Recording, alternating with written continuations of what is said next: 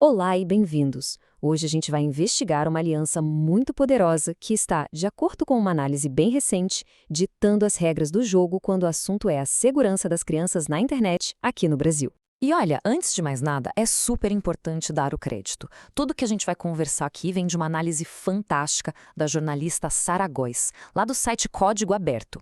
É um jornalismo independente, sabe? Daqueles que contam com a gente para continuar de pé.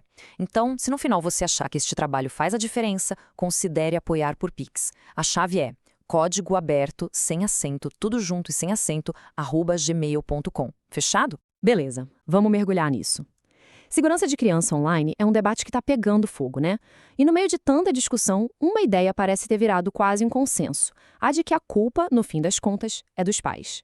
Mas, peraí, será que é tão simples assim? Para a gente entender de onde vem essa narrativa, a gente precisa voltar um pouquinho no tempo, para uma audiência pública que foi o ponto de partida. Foi ali que o palco foi montado para encontrar um culpado bem conveniente. E o que saiu de lá foi uma mensagem surpreendentemente afinada. Representantes de Big Techs, policiais, políticos, todo mundo parecia cantar a mesma música. A responsabilidade final é da família. Só que um consenso desses não aparece do nada, né? Quando todo mundo concorda tão rápido assim, a gente tem que perguntar quem exatamente estava nessa sala. Olhar para os personagens nesse palco revela umas conexões bem interessantes. E dá uma olhada na composição dessa mesa. De um lado você tem Meta e TikTok, sendo que o representante do TikTok é um ex-policial federal. Do outro lado, a própria Polícia Federal e uma empresa privada chamada Codex. Segundo a investigação, essa mistura não é nem um pouco por acaso. E essa é a grande sacada. A análise chama isso de simbiose. As Big Techs contratam ex-agentes e, de repente, é como se ganhassem um selo de legitimidade. Elas, magicamente, deixam de ser vistas como parte do problema e viram parceiras na solução. E essa tal de Codex que apareceu ali? Pensa neles como um intermediário, uma empresa privada que fica no meio do caminho entre as plataformas e a polícia. O trabalho dela é facilitar o acesso a dados de usuários, mas operando numa zona meio cinzenta, sabe? Longe do controle público que a gente espera do Estado. Ok, então a gente já conhece os jogadores e as conexões entre eles. Mas a análise da Góes argumenta que isso tudo não é aleatório. Na verdade, segue um manual, um verdadeiro passo a passo.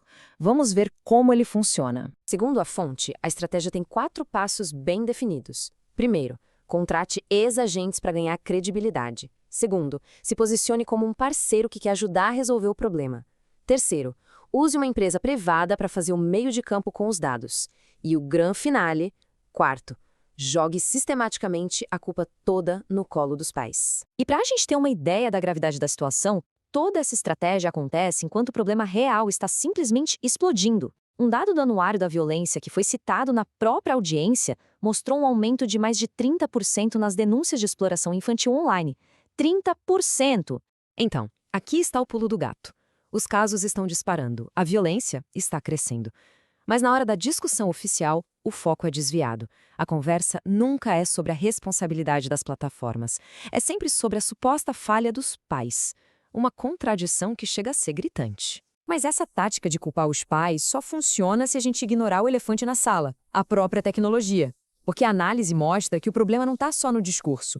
Ele está no código, na própria arquitetura desenhada para nos capturar. E para explicar isso, a autora usa um conceito acadêmico-chave que vem lá de Stanford, captologia. É, basicamente, o estudo de como a tecnologia é projetada de propósito para nos persuadir, para mudar nossos hábitos e comportamentos, muitas vezes sem que a gente nem se dê conta. Moral da história, a tecnologia não tem nada de neutra. E é aqui que a história que eles contam bate de frente com a realidade.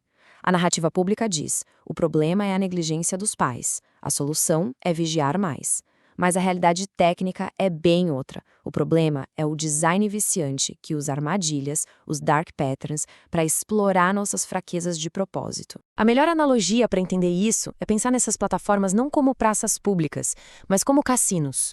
Tudo ali, das cores, dos sons, da rolagem infinita da tela, foi projetado com um único objetivo: manter você ali, jogando, apostando a sua atenção, sem parar de forma compulsiva. E se você acha que a história acaba aí, se enganou. A análise revela uma última camada. como toda essa narrativa de culpar os pais, no fundo, serve a uma agenda política muito maior. E essa conexão política ficou clara no meio do debate. Um deputado usou aquele argumento super conhecido que a gente sempre ouve no debate sobre armas. Não é a arma que mata, mas o indivíduo. Ele estava usando exatamente essa lógica para defender as plataformas. Só que a ironia disso, como a Góes aponta, é que é um verdadeiro tiro no pé.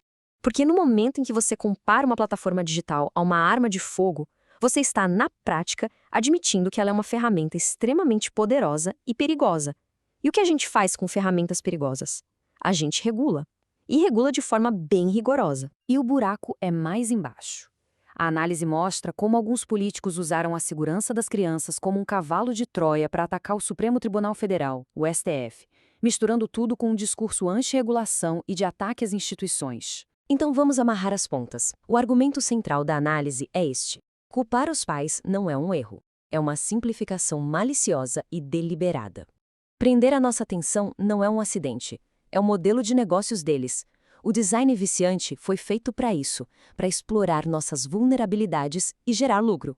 E tudo isso serve para desviar o debate da única coisa que poderia de fato mudar o jogo.